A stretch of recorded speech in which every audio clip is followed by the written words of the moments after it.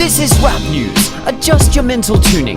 Hello, fellow children of the Industrial Revolution. We've come of age, but our age seems to be running out of steam. As well as oil, coal, gas, water, and old trees, we face a crisis. In spite of our advancement in science, the ratio of energy expended to energy actually required is rapidly declining. Just as it did for the Romans, Mayans, and the Easter Islanders before they crashed and expired. Has our brief joyride passed its peak on the axis? And does anyone know how to get off it before it collapses? With not much time left to get some answers, we turn to our leading nations. Speaking for America, General Baxter. Bob, this is an era of toil. We've reached peak oil. We now need more energy to retrieve oil from the soil than we receive from the oil we retrieve, which means more recessions. Prepare for GFC 3. Can we survive this energy crisis? Why, yes. Yes, we American. Obama is wise and far-sighted, and he's about to ratify this futuristic device. A pipe? Yes, the Keystone XL pipeline, to be precise, which will move more crude from tar sands, to Isengard, streaming onto large tracts of aquifers and farmlands. Is that safe? It's fine. It's only linked 12 times so far, man. We just pay the fines. Right, but how does this solve the peak oil crisis you described? Jobs, Bob. Think of the jobs it will provide, and we'll never depend on foreign oil in the future. You don't want us to have to go to war again, do you? Oh yeah, you Americans rather to war. Here's the next powerful nation to show us the course. China's Minister for Energy. Why so dim? Ni hao, Robert. Thanks for beaming in. How's Beijing? Yeah, pretty great. As you can see, fresh clean air to breathe in. Everyone healthy. Life amazing. But Confucius said, I won't need to quit coal now. Profound. And how do you plan to bring that about? By burning up on a coalless raft. We call it one coal policy. It's total success. So unlike the US, we never need to go to war.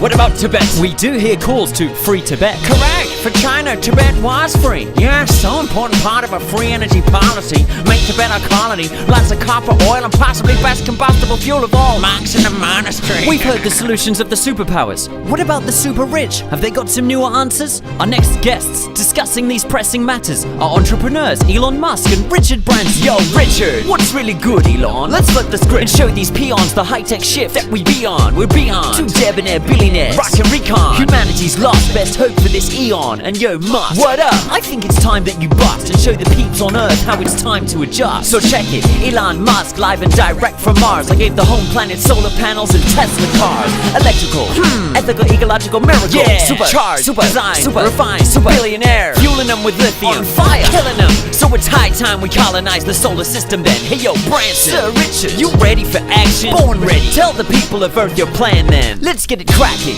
We're planning on capturing asteroids with nano droids and then dragging them back into orbit Earth so we can mine the out of them for cobalt, zinc, gold, platinum. Just suck it out of them and make a quick buck out of them. Isn't that dangerous? What if an asteroid crashed on Earth because you miscalculated this? Unfortunate, But by then I'll have my fortress on Mars. I'll use Virgin Galactic to stay in orbit. So long, suckers! Good to know we can count on your resourcefulness, guys. What other energy sources can we find?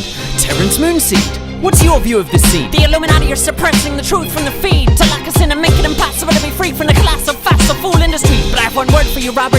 Free energy. This whole freaking system could readily depend on a blend of Lemurian crystals, alien technology, and hemp. But the rotten cotton industry conspired to have hemp condemned, and the government kept UFO tech for weapons instead. And then? Then climate scientists who owe their degrees to industry invented climate change to make energy fees increase, when all energy should be available only for free. Global warming is a hoax. I totally agree. Speaking of outlandish solutions for the crisis we're having, Prime Minister of Australia, Tony Abbott. The science is out. Since I assumed this leader position, Australia's heard no bad news from the Climate Commission. Because you abolished Because I abolished it. We'll also hear a lot less from the Tarkine Forest and the Reef, renewable energy. mining companies? What is this, the ABC? Don't make me cut your funding. Hey, in Australia, deadly bushfires are part of the deal. And this fake snow in the US is geoengineered to kill. I don't trust climate scientists. They clearly just chill. Curious that opposite sides can believe Climate change is not real. We've heard theorems, challenges and thoughts from entrepreneurs, free thinkers and leaders on this forum. Yet time's up and we still seem stalled with no way forward.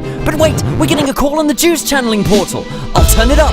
Who's trying to confer with us? Hello? Wait, is that Copernicus? Can you hear me? For certain, but what have you got to say on the energy crisis concerning us? Well, I wrote this book in 1543, in which I proposed the heliocentric theory. Yes, we know, the sun at the center. The Earth moves around it. Revolutionary. But the fools in my day refused to see. Well, it took centuries, but now we do accept it. Yeah, I see you noobs still not quite get it. Which is why I, Copernicus, have returned to state this. State what? You are still living in the Dark Ages. But the second heliocentric revolution is nigh. To discern your place in the cosmos, you once shifted your minds. You must do that again when you think of energy source. The sun, not the earth, is at the center of the universe. Of course, just as Earth revolves around the sun in a cycle, so must human life. And it must happen at once, it's vital. It's your only hope of survival. The signal's dying. I must go now. Other planets need reminding. Thank you, Copernicus, for returning with such force to provide us this urgent advice during this awesome crisis. And to our guests, those invited and all who surprised us. Now a final thought before we end these tidings. Many of our problems do require resource findings, scientific advances, new tools and devices, but this crisis requires a realignment of paradigm which has to happen, not in a lab, but in our own minds. The second heliocentric revolution has already begun. Will we have time to effect this great shift vis-a-vis the sun, or will we shun our star's light and fall into darkness? Join us next month as we search for more answers.